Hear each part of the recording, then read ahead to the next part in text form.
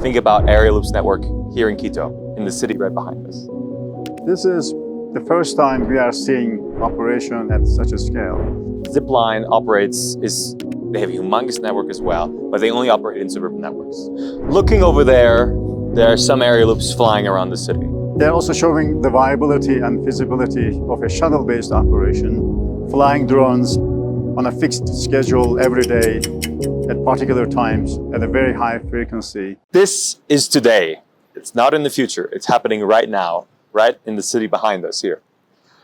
What is Mitsubishi's innovation response to the Aerialoop network? We see that Aerialoop established several routes here. They are flying VTOL drones at a very high frequency on a daily basis. And this is the first time we are seeing operation at such a scale. And they showed feasibility and viability of delivering cargo over long distance and to also help solve transportation problems in such a major city, in an urban environment.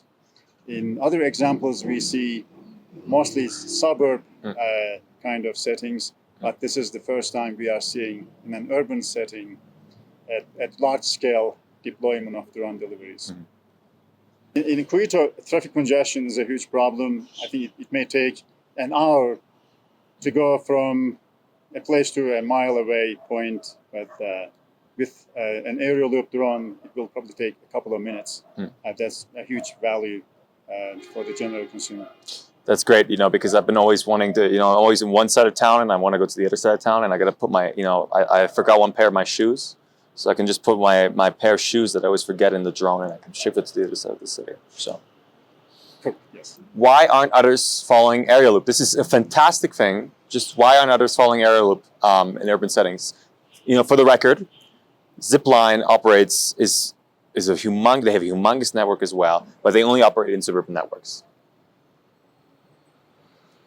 I think there are two factors that distinguish Aerialoop from the others. First, when we look at Zipline operation, they have a catapult-based system, and which may not be easily scalable in urban environments. It may be very hard to find spots to build such an infrastructure. On the other hand, Aerialoop relies on VTOL drones, and they don't need a runway, and it is easy to scale your infrastructure if it is VTOL-based drone network. And I think the second differentiator is Aerialoop established a shuttle-based operation. Drones fly between 2 points. They do a ring, whereas other companies focus on on-demand deliveries. And in the US, a regulatory agency is FAA, and they have two types of waivers for these kind of drone deliveries. Part 121, which is a shuttle-based operation. The second one is Part 135, which is an on-demand based operation. Just so our airline people don't get confused in the case that this is a real airline operation. Correct, yes, for drone-based deliveries. And it is easy to get a waiver for Part 121 kind of shuttle-based operation. Now, I think that gives an advantage to Aerialoop. So they can launch their network and the service in different countries and different cities more easily compared to other companies who are going after 135. Which they're actually doing now because they're going to Arlington very soon, which is incredible. That's amazing, yes. And I think sometime soon we will hear more deployments from Aerialoop. It will not be a surprise. And you're right, the catapult is hard. We have a beautiful terrace over the city, and I don't think it's very easy to put a catapult right here behind us on the terrace. Well, we could actually put a drone right here and send it up. It's easy to set up, easy to scale. It becomes more accessible, more available, yes. Looking over there are some Aerialoops flying around the city. Do you think this is the best unmanned traffic system that we have right now? Most instances of drone deliveries in the US are currently POCs. And a POC being? Proof of concepts, not commercial scale operations. And what Aerialoop is doing here in Quito is one of the early examples of a commercial scale operation. So because of that, I think we upload Aerialoop. And they're also showing the viability and feasibility of a shuttle-based operation, flying drones on a fixed schedule every day at particular times at a very high frequency, and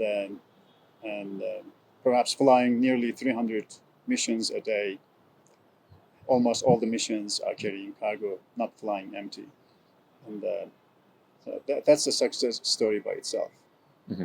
So considering all those facts, I think Aerialoop is ahead of its competition, and we are expecting to see Aerialoop serving other markets as well, other than urban cargo delivery. Mm. And these other markets may include offshore cases, such as carrying cargo to an oil rig in the ocean, medical deliveries.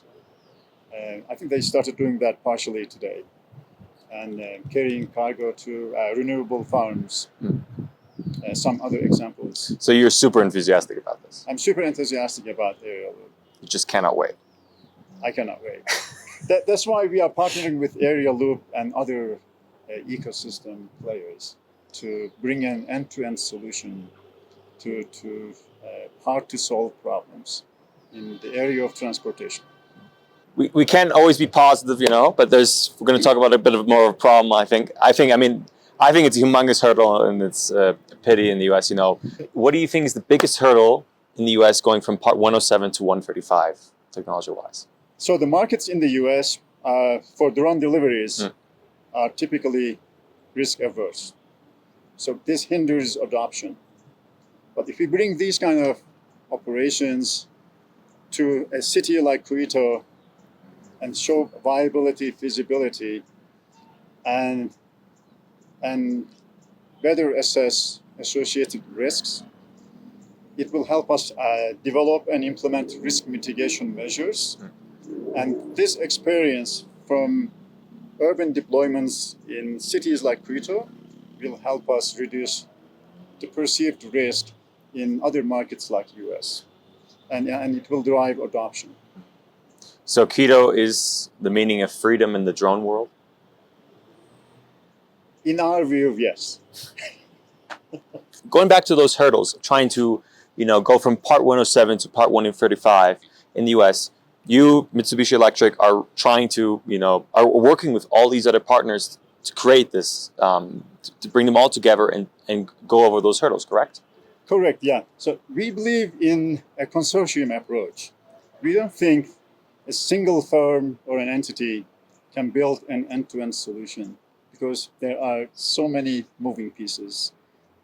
We need to deal with the drones themselves, the infrastructure to support the drone operation, unmanned traffic management systems, and resource planning, resource management. It's too much to handle by one company. So therefore, as Mitsubishi Electric Innovation Center, we want to act as a catalyst to bring key stakeholders together to build an end-to-end solution for different markets to solve problems. As the Innovation Center of Mitsubishi Electric, we are building a platform as a software as a service for drone operators and drone delivery infrastructure operators. And we believe this software will help them grow their business faster. And we also believe that contributions from the outside software community can make the platform better, stronger, and richer.